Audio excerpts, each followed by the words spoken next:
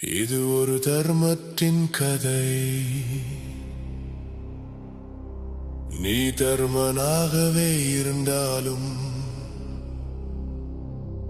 சேரும் பாதை தவறானால் உன் தர்மமே உனக்கு பாரம்.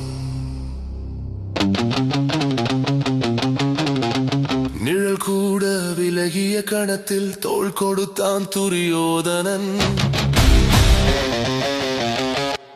அரியணை ஏற்றி அரசன் ஆக்கினான்.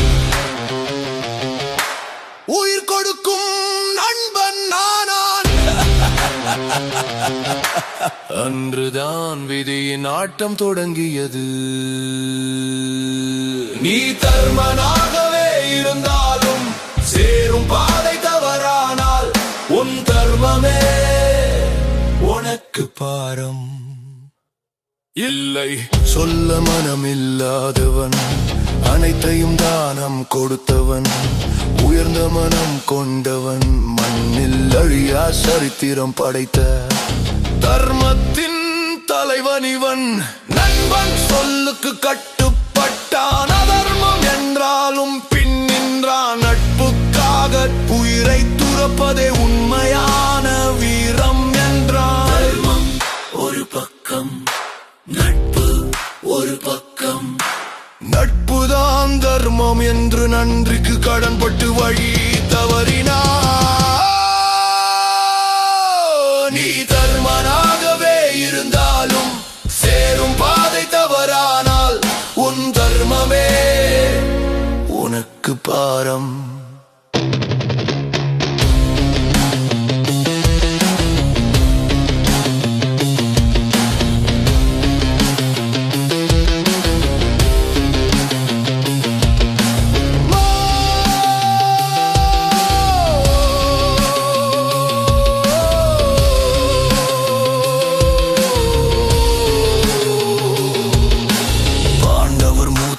தான் என்று தெரிந்தும் பகைவன் பக்கமே நின்று கொண்டான். மரணம் என தெரிந்து தன் நட்பு காக்க போரிட்டான். குருச்சேத்திர களத்திலே தன் உயிரை கொடுக்க துணிந்து நின்றான்.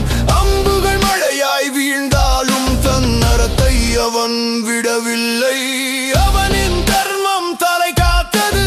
ஆனால் சென்ற பாதை அதர்மம் என்பதால் தன் தர்மத்தை தானம் செய்யும் நிலை வந்தது. புண்ணியம் தந்து புன்னகை பூத்தான்.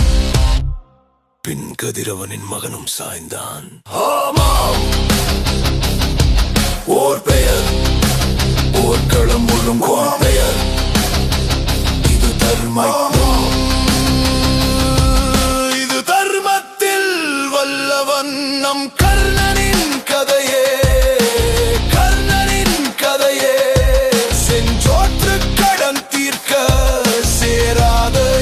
சேர்ந்தாய், வஞ்சத்தின் வலையில் விழுந்தாய் கர்ணா.